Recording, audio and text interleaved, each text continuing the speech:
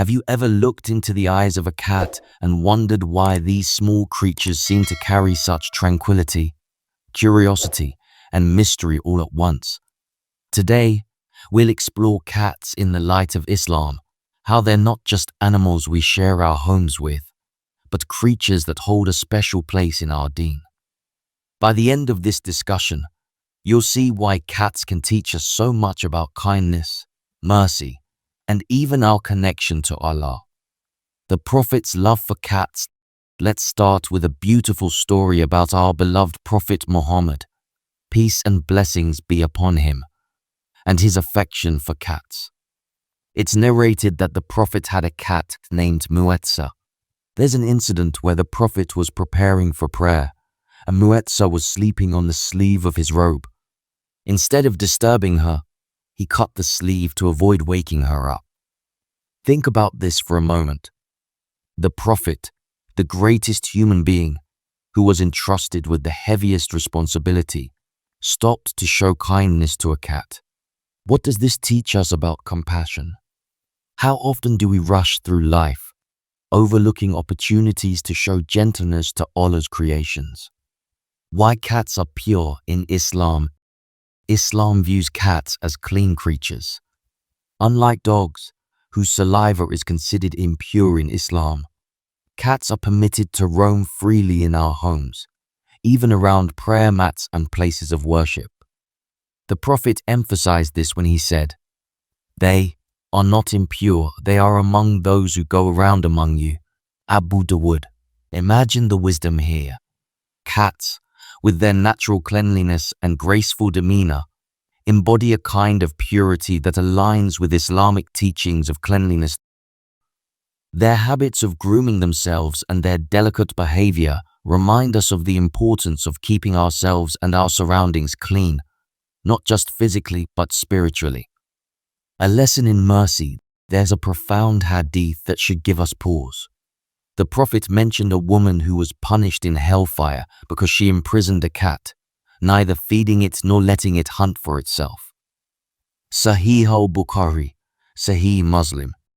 Contrast this with another story, where Allah forgave the sins of a prostitute who gave water to a thirsty dog. If such a merciful act toward a dog earned her Allah's forgiveness, how much more emphasis is placed on caring for a creature like a cat, which holds a special place in Islam. This isn't just about feeding cats, it's a broader lesson about mercy and responsibility. Allah has made us stewards of the earth, caretakers of all living beings. How we treat them reflects the state of our hearts and the sincerity of our faith. The role of cats in our lives. Have you noticed how calming it is to watch a cat? Their purring is not just soothing. Science tells us it has healing properties, lowering stress, and even helping with physical ailments. But beyond the science, cats remind us of something deeply spiritual, the beauty of contentment.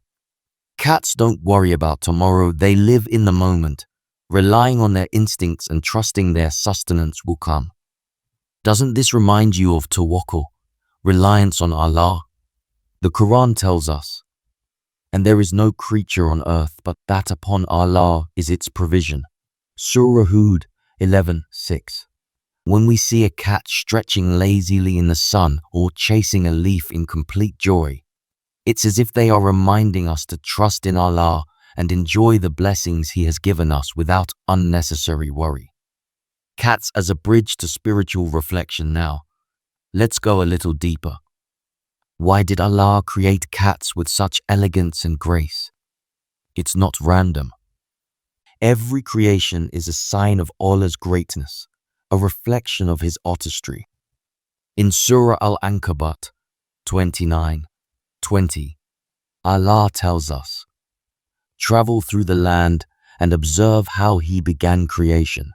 Observing a cat's agility, its ability to leap and land gracefully, its sharp instincts, all these reflect the precision and creativity of Allah's design. It's as if cats were created to inspire awe in us, to make us pause and marvel at the one who fashioned them. Caring for cats as an act of worship. Finally, consider this. Looking after a cat isn't just an act of kindness, it's an act of worship. When you feed a stray cat or provide water to a thirsty one, you're engaging in an act of sadaqah.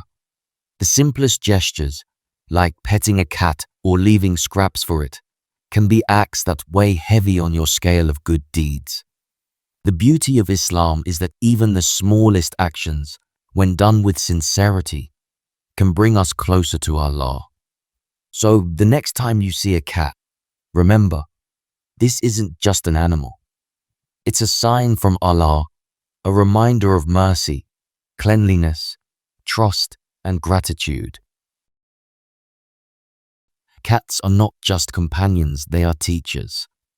They remind us of the values our faith holds dear: kindness, trust, and reflection on Allah's creation. Let this message resonate with us as we go about our lives. Be kind to cats, and let their presence remind you of the infinite mercy and wisdom of Allah. And who knows, perhaps through your care and love for one of these small creatures, Allah will show you mercy on the day when you need it most. Thank you for watching. If this touched your heart, share it with someone else who could benefit, and don't forget to leave your thoughts in the comments. May Allah bless you all.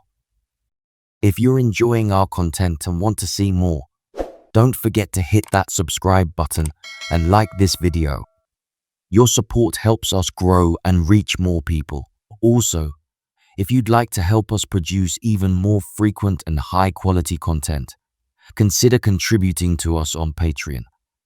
Every little bit helps, and it means the world to us. So, share with your friends, and let's keep this journey going together. Thanks for all your support.